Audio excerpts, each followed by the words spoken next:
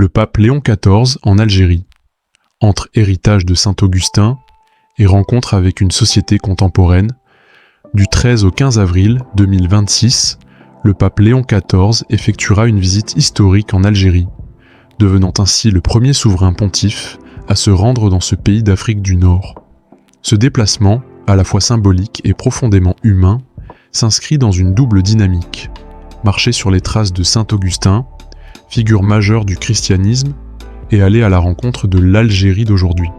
C'est en tout cas ce qu'a souligné l'archevêque d'Alger, le cardinal Jean-Paul Vesco, dans un entretien accordé à l'AFP. L'Algérie occupe une place singulière dans l'histoire du christianisme.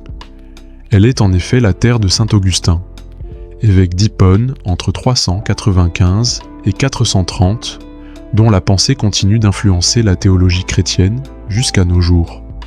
Le pape Léon XIV lui-même a manifesté un attachement particulier à cette figure, se présentant le jour de son élection comme un fils de Saint-Augustin. Cette dimension spirituelle constitue l'un des fondements de son voyage. Le souverain pontife se rendra notamment à Annaba, l'ancienne Hippone, où il pourra se recueillir sur les traces du grand penseur chrétien. Toutefois, cette visite ne saurait être réduite à une simple commémoration du passé. Comme le souligne le cardinal Vesco, il vient sur les pas de Saint-Augustin pour une partie de son voyage, mais il vient aussi pour l'Algérie d'aujourd'hui. Cette déclaration met en lumière l'ambition du pape, dépasser la mémoire historique pour s'inscrire dans une réalité contemporaine, marquée par une société majoritairement musulmane et une communauté chrétienne très minoritaire. Dans ce contexte, la venue du pape revêt une dimension profondément relationnelle.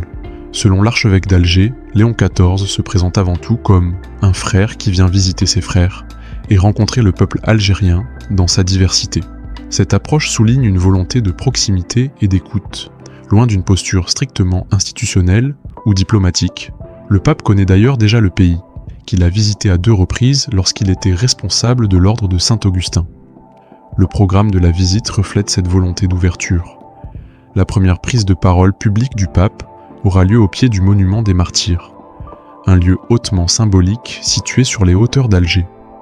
Il rencontrera ensuite les hautes autorités du pays au centre des conférences de la Grande Mosquée d'Alger, un geste fort qui témoigne de l'importance accordée au dialogue avec les institutions et à la reconnaissance du contexte religieux local.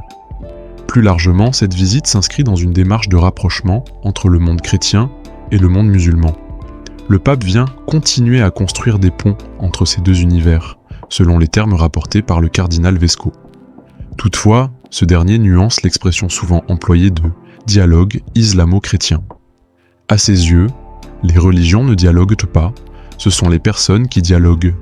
Cette distinction est essentielle, elle recentre l'enjeu sur les relations humaines, fondées sur le respect mutuel, la coexistence et la construction commune. Pour le cardinal, l'essentiel réside dans le fait de vivre ensemble, se respecter, construire ensemble. Cette vision met en avant une approche concrète et quotidienne du vivre ensemble, loin des abstractions théologiques. Il s'agit de partager les joies et les épreuves, quelles que soient les appartenances religieuses, dans une logique de solidarité et d'humanité partagée.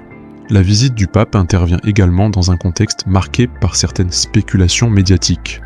Certains ont tenté d'établir un lien entre ce déplacement et la visite du président français Emmanuel Macron au Vatican, prévue quelques jours plus tôt.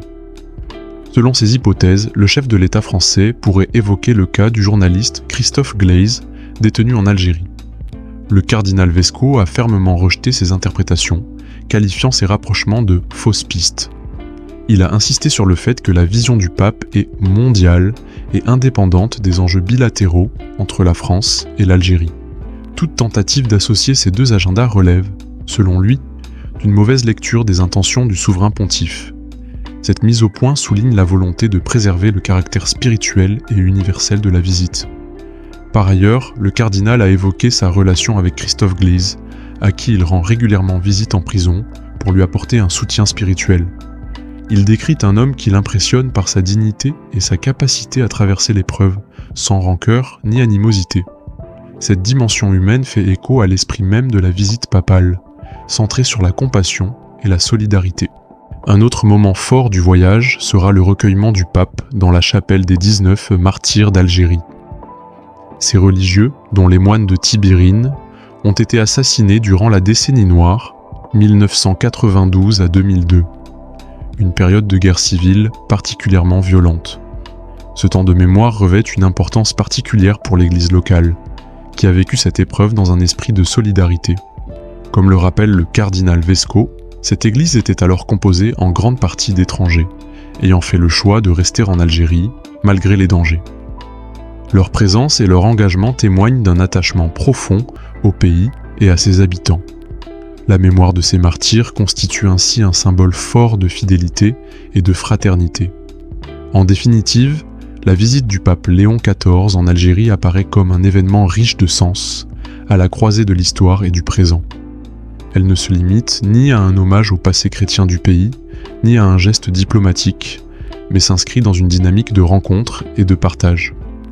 En privilégiant les relations humaines et le vivre ensemble, le pape semble vouloir porter un message universel, celui d'une coexistence fondée sur le respect, la solidarité et la fraternité, au-delà des différences religieuses.